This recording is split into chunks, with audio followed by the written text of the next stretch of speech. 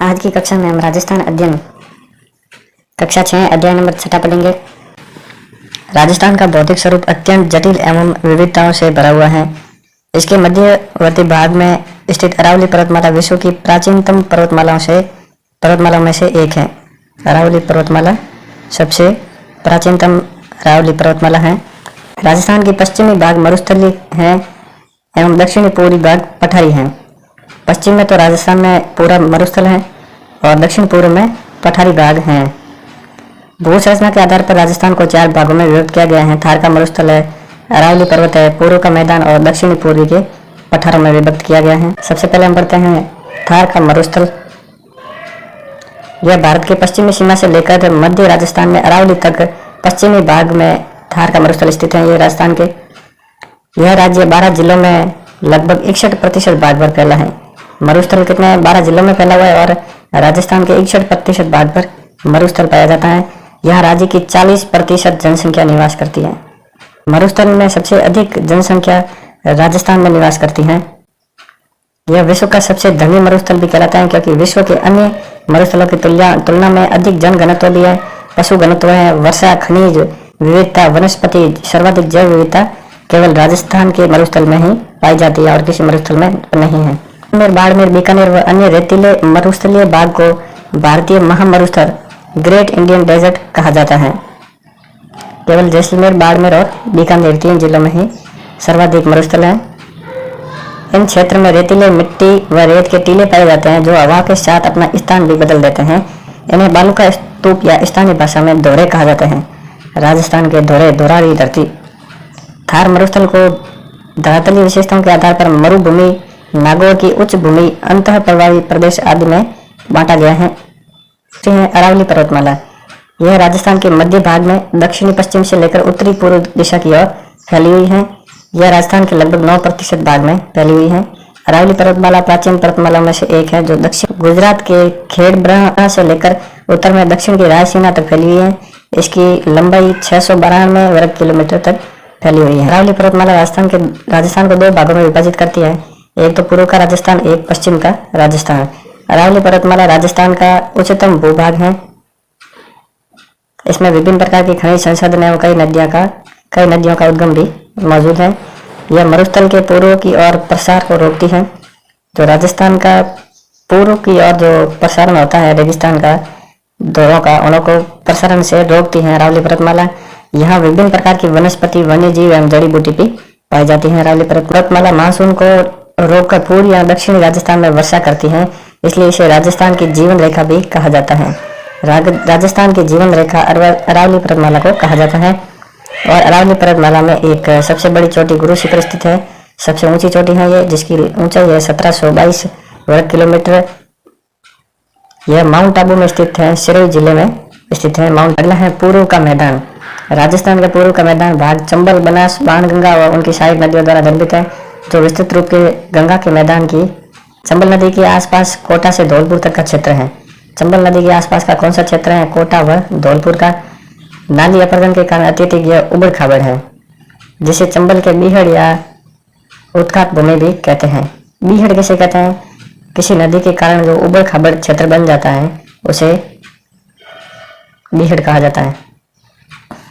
यह राज्य के 23% भाग पर स्थित है। इससे पहले हमने पढ़ा था अरावली पर्वतमाला जो 9% भाग पर फैली है।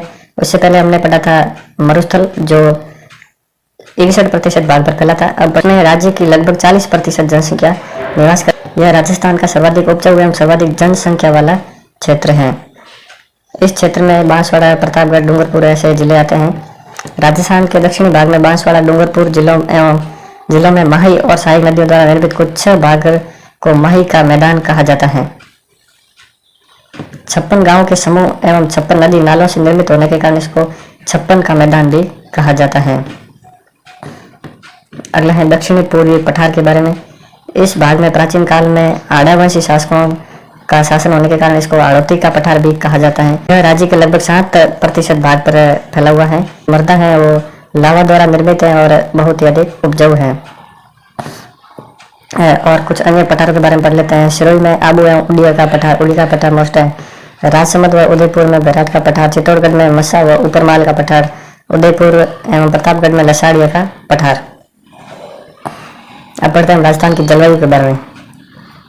राजस्थान की जलवायु पर मानसून का स्पष्ट प्रभाव देखने को मिलता है। राजस्थान की अक्षांशीय स्थिति भारतीय उपमहाद्वीप में उत्तर पश्चिम स्थित है। समुद्र से दूरी, अरावली पर्वतमाला की स्थिति और प्रदेश का विस्तृत कारण राजस्थान देश का एकमात्र ऐसा प्रदेश है जिसमें 5 प्रकार की जलवायु पाई जाती है। राज्य के पश्चिम में लगभग 61% भाग में शुष्क एवं अर्धशुष्कीय मरुस्थलीय जलवायु है। अरावली के पूर्व में जयपुर एवं उत्तर पूर्वी जिले में उप आर्द्र जलवायु है। सवाई माधोपुर से लेकर उदयपुर तक आर्द्र जलवायु देखने को मिलती है। दक्षिण में बांसवाड़ा एवं दक्षिण पूर्व में झालावाड़ जिले में अति आर्द्र जलवायु पाई जाती है। यहाँ औसत वर्षा लगभग 60 सेंटीमीटर होती है। जलवायु की औसत अवस्थाओं के आधार पर राजस्थान भारत के अन्य प्रदेशों की तुलना में अधिक शुष्क है। राजस्थान में अब ऋतु के चक्र के बारे में पढ़ते हैं। राजस्थान में मुख्यतः 3 ऋतु हैं। ग्रीष्म ऋतु पहले बढ़ेंगे। विभिन्न क्षेत्रों में ग्रीष्म ऋतु का तापमान 30 से 40 सेंटीग्रेड रहता है। पश्चिमी राजस्थान जैसलमेर, बाड़मेर, बीकानेर, जोधपुर और गंगानगर में 40 से 45 डिग्री सेंटीग्रेड तक हो जाता है। कई बार तो 50 डिग्री पहुंच जाता है राजस्थान में। भारत के अधिक गर्म प्रदेशों में थार का मरुस्थल एक है। यह रेतीला होने की वजह से जल्दी गर्म भी हो जाता है और जल्दी ठंडा भी हो जाता है। इस ऋतु में दिन का तापमान अधिक व रात को कम हो जाता है। इसी वजह से वार्षिक तापांतर इस ऋतु में राजस्थान का सबसे ठंडा स्थान माउंट आबू होता है, जो बहुत ऊंचाई पर है। ऊंचाई पर होने के कारण राजस्थान कैसा है, ठंडा रहता है। ग्रीष्म ऋतु में चलने वाली अत्यंत धूल भरी हवाओं को राजस्थानी भाषा में क्या कहा जाता है, लू। और सर्वाधिक लू है जो राजस्थान के गंगानगर शहर में। वर्षा ऋतु राजस्थान 90 से 95% है। वर्षा जुलाई और सितंबर माह में होती है। अरब सागर एवं बंगाल की खाड़ी दोनों शाखाओं से मानसून से राजस्थान में बारिश आती है। राजस्थान में अधिकांश वर्षा जो होती है बंगाल की खाड़ी के मानसून से होती है, जो पूर्व में होती है। अरब सागर के मानसून से दक्षिण में वर्षा होती है। सर्वाधिक वर्षा वाला जिला झालावाड़ है और सर्वाधिक वर्षा वाला स्थान अगर पूछ ले तो वो माउंट आबू है। सबसे आर्द्र जिला झालावाड़ होगा। सबसे कम वर्षा वाला जैसलमेर है। सबसे अधिक वर्षा वाला स्थान माउंट आबू बता दिया मैंने आपको। राजस्थान के दक्षिणी पूर्वी भाग में उत्तरी पश्चिमी भाग की और वर्षा लगभग कम होती है। उत्तर पश्चिम की और थोड़ी वर्षा कम होती है। अरावली के पूर्व में 50 सेंटीमीटर से अधिक वर्षा और अरावली के पश्चिम में 50 से भी कम होती है। अरावली का जो पूर्वी भाग है उसमें तो 50 से अधिक होगी और पश्चिम में 50 से कम होगी। अगली है शीत ऋतु। शीत ऋतु में तापमान धीरे धीरे कम होता है, सर्दी बढ़ जाती है। पश्चिमी राजस्थान में रेत के अधिक ठंडे होने के कारण यहाँ पर कभी कभी तो तापमान माइनस में भी चला जाता है। माउंट आबू सर्वाधिक ऊंचाई पर होने के कारण ये सर्वाधिक ठंडा स्थान है राजस्थान में। शीत ऋतु में उत्तर भारत से आने वाली शीत लहरों से ठंड बढ़ती है। शीत ऋतु में जो वर्षा होती है उसको मावट कहा जाता है। पश्चिमी विक्षोभ भी यह कहलाता है।